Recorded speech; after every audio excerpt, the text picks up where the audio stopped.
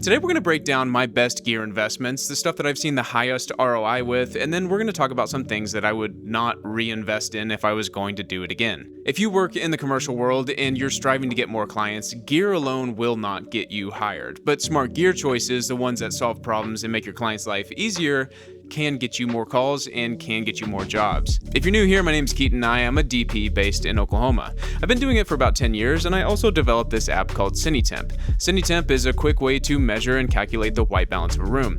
And in version 2.0, we're also introducing the ability to calculate the ND that you need for a given scene. Let's dive into point one, and this is probably the most popular and talked about category in the industry, and that's going to be cameras. But today we're specifically going to hone in on cameras as a credibility tool.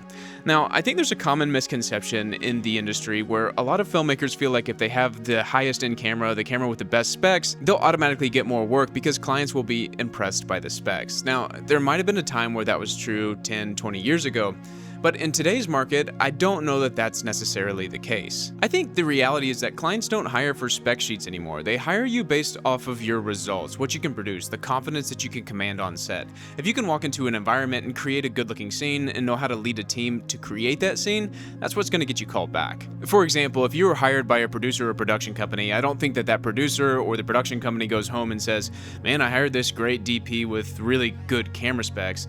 I think on the adverse side, they would go home and they would say, "Yeah, I hired this DP and he really made my job easy." That's what's going to get you called back. That being said, I do think that cameras play an important role. I've worked a lot in the industry at different scales, and I understand that there is times, and I work on sets where a cinema camera is required. You need the I/O and you need the flexibility and the usability, but I think that you have to scale your camera package according to what clients that you're working with. And I want to be careful with how I word this because I know in the industry there's different scales of the industry, and I work at different levels. I own a Sony Burano, and so there is some sets where a cinema camera is required. It just makes it easier with the I/O and all the flexibility that comes with the system like that. But I think that it's smart to recognize that there's different scales of the industry, and so depending on where you're working and what jobs that you're getting, it's appropriate to scale your camera package according to what jobs you're getting. So if you're new in the industry, I don't think that it's the smartest move to go out and buy the largest, highest end cinema camera when an FX3 might check the box for a majority of the work that you're doing, because I think there's value in also renting cameras on specific jobs. Personally, I like to own a lot of the gear that I use, but I don't think that owning is everything. I think that there's times and opportunities where renting a camera is the smartest choice, especially whenever you're talking about cameras that are $25,000, $50,000, $75,000. But all that being said, I do want to say that there is certain times where certain camera brands do earn a sense of credibility and trust with certain clients that might earn you the job. For example, I own the Burano, the FX6, and the FX3. I've worked with several different TV shows, production companies, producers, and right now the theme seems to be a request for Sony cameras. It's a familiar camera and it automatically has the trust of a lot of these different companies. But I think that changes over time. At some point it may be Red, at other points it may be Ari, at other points it may be Sony. And so as a filmmaker, a DP, you need to keep your eye on the pulse and what is popular in the industry right now. That being said, if you're in the video industry, you're producing videos, it's good to have a solid base camera, but I don't think that it's necessarily the right move for everybody to buy a cinema camera. Which brings me on to point two, and that's gear that builds confidence with clients. Working in the commercial world, we wear a lot of different hats. There's jobs where we may do camera operation and audio, and then we also may gaff and grip our sets as well. So I want to talk about some gear that's had a high ROI for me. Maybe not necessarily in physical dollars, but in confidence building on set. First, let's talk about audio. In the commercial and corporate world, it's almost unavoidable not to do interviews, so having a good microphone setup is important. If I don't have a sound mixer or an audio person there and I'm doing the audio myself, typically I boom and lav the interview subject. For the boom, I've been using the Sennheiser MKH416, and that's absolutely my favorite boom mic. People in the industry call it the movie mic. It's been on so many different film sets, and it's such a resilient microphone, and it sounds so good. A lot of the times, I don't even EQ it. For lav, I've been using the Lark M2 Max. Now, what I like about this particular unit is it has the Mishu. I've been able to plug it straight into the FX6 and then run the boom into the Burano. What I really like about this system is you have audio backed up in 3 different places. And what I love about the Lark M2 Max and a lot of these Wi-Fi based new systems is that you don't have the dropout like you used to have with the older radio based transmitter receiver combos. And on these, there is like a 1 frame delay versus the boom and the lav, so you have to kind of balance that out. But I'll trade that off for no breakup and no dropout. And if there is a dropout, then you have the backup recording.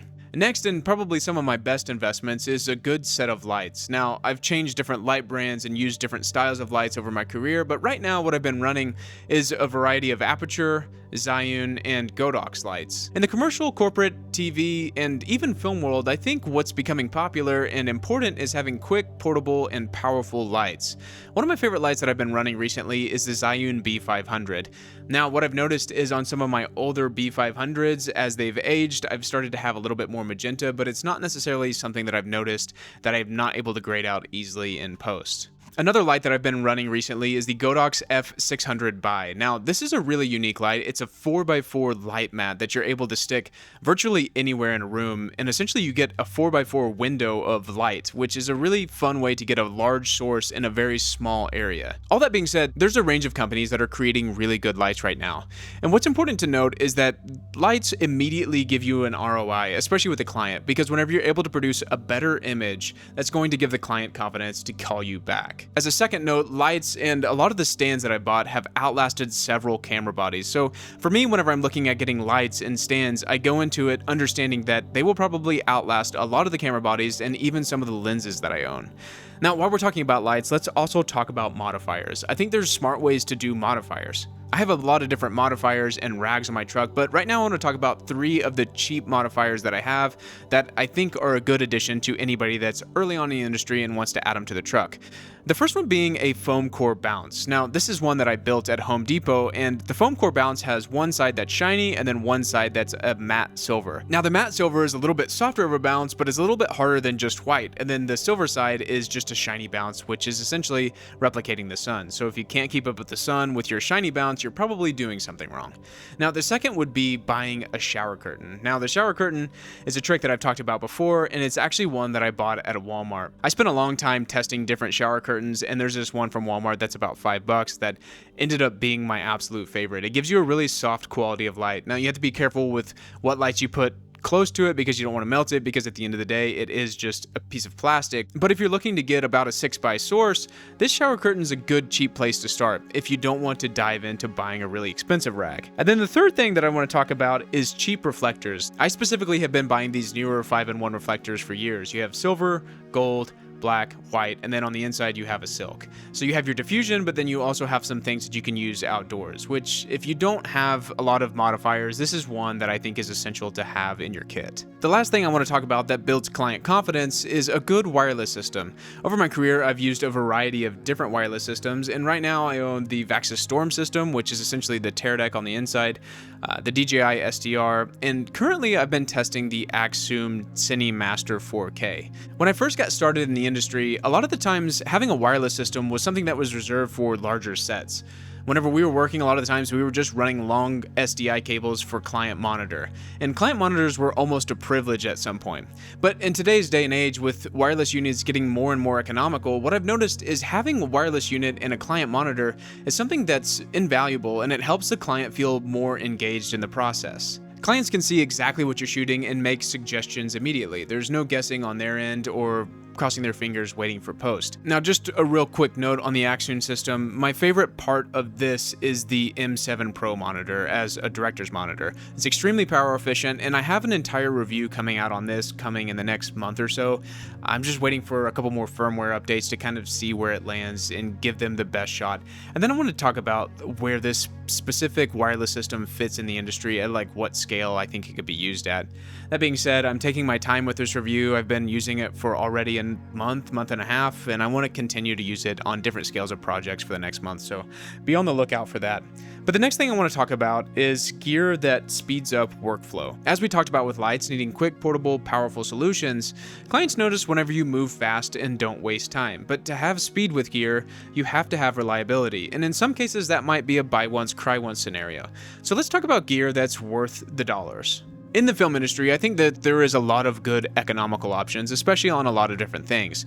But for me, one thing that has been a definite buy once, cry once is a good tripod. There's been gear in the past that I bought that maybe didn't live up to the level that I was needing it to live up to, specifically talking about tripod heads. Originally, I started with a Manfrotto, I think it was like a 502, and though it's a pretty good head and it could hold the weight, especially when you were locked off for interviews and it was good for that, it was no good for the smooth movements that I was needing on the Dana dollies. So there was a shoot specifically that I had, and I had to retake a shot because the head itself was not smoother, which eventually led me to upgrade my heads. And then since then I've had several different tripods. I've had Sackler, Miller, and now I'm on to Cartoni. But in my opinion, a good tripod is something that's been worth the cost for me. It's something that lives through multiple camera units, and it's something that just makes your job easier and helps you not waste time or bust a shot. Batteries, media, and a good wireless system have all been good investments for me as well, but one thing that I want to specifically call out is having a good flag set, and that's something that I don't think that you can get by with skimping on.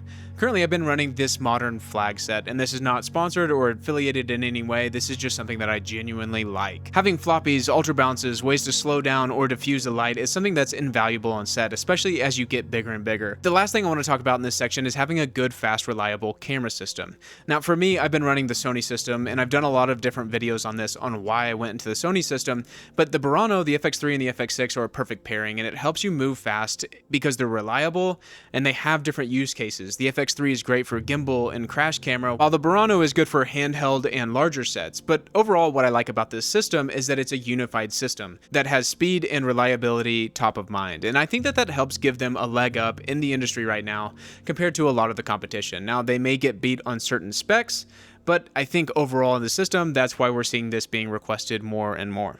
Now, that brings me on to the next point, which is the wrong gear can cost you a job. I've worked on movies, TV shows, documentaries, corporate content, commercials, and one thing that all of these have in common is they all have a client. Now, to me, one thing that I've noticed is that overcomplicating setups can cause the client stress. That being said, I've had some gear in the past that I've bought that has been a little bit too complicated for the scale of projects that I was working on. For example, about 7 or 8 years ago, I invested in the Inspire 2 series. Now, I love that drone. It produced a phenomenal image, but what it did do was also add a lot of complexity to the commercial shoots that I was on. It was perfect for movies, but since I was invested in that system, I didn't have other solutions for smaller scale projects. That being said, whenever I'd bring that drone out to smaller projects, a lot of the times it would cause a kink in the system because it was just so much to manage. You had to charge a lot of different batteries, and it was a 2-person job at minimum to get that off the ground. That being said, I think the importance of scaling your gear correctly for the shoot that you're on is very important. Now, of course, there's massive scales throughout the industry. There's jobs that are really large and then jobs that are really small, and there's gear that fits along the entire way. But I think the core takeaway, the idea that the wrong gear can cost you jobs, is the idea that if you go into a project wanting to flex the nicest lighting setup or lenses or rigs, that can eventually backfire on you if the scale of your gear doesn't match the job. You need to prescribe the right gear setup for the job that's at hand. When I take inventory of all of the gear that I've bought over the last decade, and then I look at my truck and see what's actually with me week to week, helping me produce the videos and content that I'm producing, I think the gear that has the highest ROI is the gear that makes me more smooth and efficient and makes the client feel more comfortable. At the end of the day, gear itself will not get you booked, but your control and your confidence on set will. The right gear will just help you show it.